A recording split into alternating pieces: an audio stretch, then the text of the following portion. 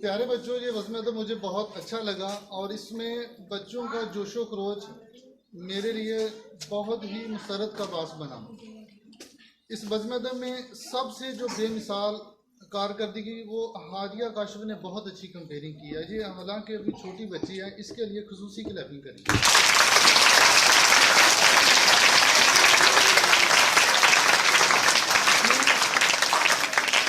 इसने हर बच्चे को बुलाने के लिए एक शेर बोलती थी और ये कंपेयरिंग का बहुत अच्छा तरीका है। इसकी टीचर ने तैयारी करवाई या इसने खुद की, खैर ये टीचर को क्रेडिट जाता है। और रबीना के लिए एक बार क्लैपिंग करनी चाहिए। अब मैं चंद बच्चों के नाम स्पीड से बोलता जाऊंगा, जिसमें तसव्वुर अली, इसमें इसकी खूबी तो यह है कि कॉन्फिडेंस इसमें है। अगर इसको मज़ीद पॉलिश किया जाए तो इंशाल्लाह ये बेहतर होगा। जो जहाँ स्टेज पे आता है गलतियाँ तो होती रहती हैं, हर एक से गलतियों से बात नहीं कोई भी होता, लेकिन वो इधर स्टेज पे आया, उसने तिलावत कुरान पाक की, चाहे जैसी भी थी, लेकिन उससे साबित होता है कि ये आइंदा इंशाल्लाह करने की सलाहियत रखता है। ज़ियाद फरियाद बहुत अच्छी इसकी भी तिलावत थी। अरीबा रमज़ान की नात बहुत प्यारी है, इसकी आवाज़ की बारीकी गानों को बली लगती है। क्लैपिंग करें इसके लिए।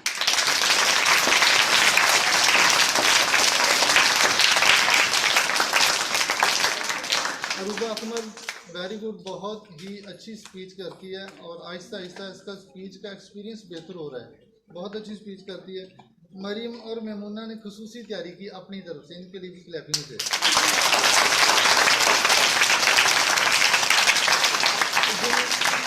मुझे इस बात की बड़ी खुशी होती है जब बच्चे खुद तैयारी करते हैं, अपनी तरफ से मेहनत करके आते हैं, खुद मवाद तलाश करते हैं, या अगर उन्हें मवाद दिया हो तो उसमें अपनी सलाहियत को इस्तेमाल करते हैं, अपनी सोच का उसमें दाखिल करते हैं, अपनी तरफ से कोई नया करने की कोशिश करते हैं। ये बहुत अच्छी बात है।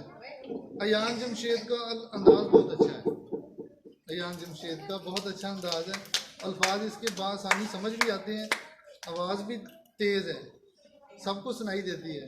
मज़ीद पॉलिश करने की ज़रूरत है, ये भी बहुत अच्छा फन पेश कर सकते हैं। उसके बाद जुवेरिया फरूकी की इस्लामी तकरीर, ये घर से मिली थी, कहाँ बैठी हुई है, घर से मिली थी स्पीच, वेरी गुड। इसने भी अपने पास से, चलें घर वालों ने दी या इसने तलाश की, ये बहुत ही अच्छी बात है। ये हमारे दिए हुए मवाद पे नहीं बैठी थी, अच्छी तकरीर इसके लिए।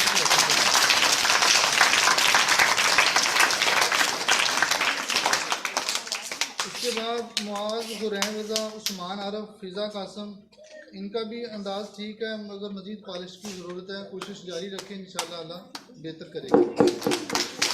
उसके बाद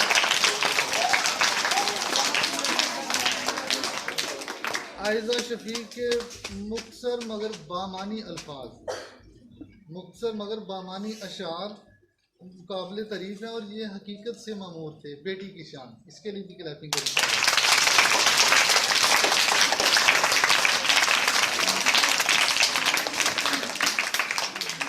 ईमान सजाद, इसका भी बहुत अच्छा अंदाज़ है। ओन अब्बास का भी बोलने का बहुत अच्छा स्टाइल है।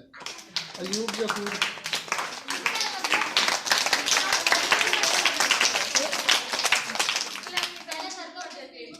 और उसके बाद अयूब जकूब, ये भी अपने पास से तैयारी कर लेता है कुछ ना कुछ, या इसको करवाई होगी किसी भी टीचर ने, करवाई थी तैयारी इसको, वेरी गुड। तो इसके लिए भी क्लैपिंग हो जाए दोनों के लिए। अब आखिर में आज के इस बज़्म अदब के लिए मेरे पास दो कहानियाँ हैं, एक फ़नी कहानी है और एक संजीदा कहानी है, अखलाकी अच्छी कहानी है। कौन सी पहले सुनाई जाए? संजीदा कहानी बेटी के मौजू पे है। एक बाप के 3 बेटे और एक बेटी थी। गरीब घराना था, झोंपड़ी में रहते थे, खाने पीने को कभी कभी मुयसर आ जाया करता था, लेकिन वो बेटी बासलाहियत थी। अच्छा रिश्ता मिला, चली गई, शादी हो गई। शादी के बाद मुल्क छोड़ के दूसरे मुल्क चले गए। वहाँ उनको अल्लाह ने अच्छा रोज़गार दिया, ज़िंदगी बेहतर हो गई, अच्छा घर मिल गया, 3 वक्त का खाना भी मैसर आ गया और अल्लाह ताला ने औलाद की निमत से भी नवाज दिया। तो काफ़ी अरसे के बाद उसको ये ख्याल आया कि मुझे अपनी वालदा और वालद से मिलना चाहिए, मेरे वालिदैन हैं जिन्होंने मुझे पाला पोसा। उसने अपने शोहर से इस बात का इजहार किया क्या मैं घर जाना चाहती हूँ, तो अल्लाह ताला ने एक अच्छा शोहर अता किया हुआ था। उसने भी सोचा कि मैं तुम्हारी इस ख्वाहिश की कदर करता हूँ, लिहाजा मैं तुम्हें घर लेके जाता हूँ। चनाचे उन्होंने अपने टूर का अहतमाम किया, आ गए वापस। लेकिन जब बेटी वापस पाकिस्तान आई तो उसे इस बात का बड़ा सदमा हुआ, अफसोस हुआ कि वो जिस वालदा से मिलने के लिए आ रही है वो वालदा शहर खामोशा में जा चुकी है। शहर खामोशा कब्रस्तान को बोलते हैं, यानी उसकी वालदा इस दुनिया से चली जा चुकी हैं। तो एक बेटी के लिए जो इतना सफ़र तय करके आई है, उसके क्या जज्बात होंगे कि उसकी वालदा दुनिया से जा चुकी हो और उसे खबर भी ना हो।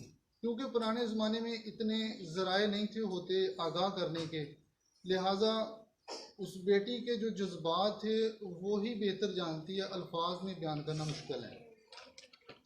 अच्छा, इसके बाद अभी ये एक गम ताज़ा था, ये एक बहुत बड़ा गम उसके दिल में ताज़ा था। घर जाती है तो घर में तीनों बेटे बैठे हुए हैं सर जोड़ के, लेकिन उस घर में बाप नहीं। उसने मायूसी के आलम में उनसे पूछा कि मेरे वालिद साहब किधर हैं। वो जवाब देने से कासर रहे, कुछ जवाब ना दे सके। हमसायों के ज़रिए से पता चला कि तीनों बेटों ने बाप को घर से निकाल दिया है। ये उनकी नाअहली और नालायकी है, और वो बेचारा एक झोंपड़ी में ज़िंदगी बसर कर रहा है। लिहाजा एक गम पहले ही था उसके जहन में वालदा की वफ़ात का, और दूसरा नया गम उसकी वालदैन को मिलने की खुशियाँ हवा में उड़ गईं। चनाचे उसने फिर उससे पूछा हमसाये से कि कहाँ उसके वालिद साहब रहते हैं। वहाँ गई तो देखा कि वालिद साहब झोंपड़ी में एक पुराने कपड़ों में टूटी फूटी चारपाई के ऊपर बैठे हुए हैं। तो देख के उससे रह न सका, रोना शुरू हो गई। उसके वालिद की आंखों में भी, बड़े बहादुर थे उसके वालिद, काबू वाले थे, खुद को काबू करने वाले, लेकिन उनकी आंखों से भी आंसू जारी हो गए। और उन्होंने अपनी बेटी से कहा कि मेरी ज़िंदगी में 2 मरतबा आंसू आए, मेरी ज़िंदगी में 2 मरतबा आंसू आए। एक मरतबा जब तुम पैदा हुई थी और मैंने सोचा था कि क्यों पैदा हो गई, और दूसरी मरतबा जब तुम मुझे मिलने के लिए आई। तो दोनों बाप बेटी गले लगे और रोए। और उसने फिर बाप ने अपनी बेटी से कहा कि बेटियां नेमत होती हैं, इनकी कदर करनी चाहिए। तो वो बाप बेटे फिर उनके मिलने का जो अंदाज़ था वो अल्फाज में बयान करना मुश्किल है। लिहाजा आप से ये इल्तमास भी है, नसीहत भी है, गुजारिश भी है कि अपने वालिदैन की इज़्ज़त किया करें, कदर किया करें, उनकी आपसे बड़ी उम्मीदें वाबस्ता होती हैं।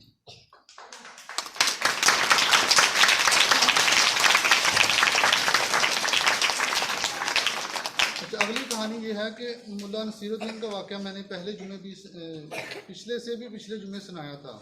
इस मरतबा कुछ ऐसे हुआ कि वो मंडी में गए गधा खरीदने के लिए। वहाँ से गधा खरीद के ले आए, उसके गले में रस्सी डाली हुई थी।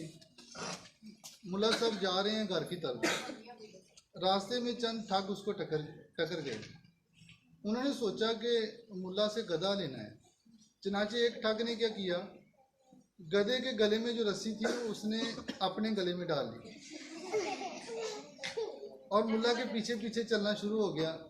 गधा उसके दोस्त ले गए। वो जो ठग 2-4 आए थे उनमें से एक ने रस्सी अपने गले में डाल ली और दूसरा जो ठग था वो गधा लेके चला गया, मंडी में जाके फरोख्त कर दिया। मुल्ला साहब भी चलते रहे। जब घर गए तो घर उसने पीछे मुड़ के देखा तो पीछे 4 की बजाय 2 टांगों वाला गधा। तो मुल्ला साहब ने उससे कहा कि मैंने तो गधा खरीदा था, तुम कहाँ से आ गए? उसने हाथ जोड़ दिए। उसने कहा मुल्ला साहब आपकी बड़ी मेहरबानी, आप बड़ी रूहानी शख्सियत मुझे मिली।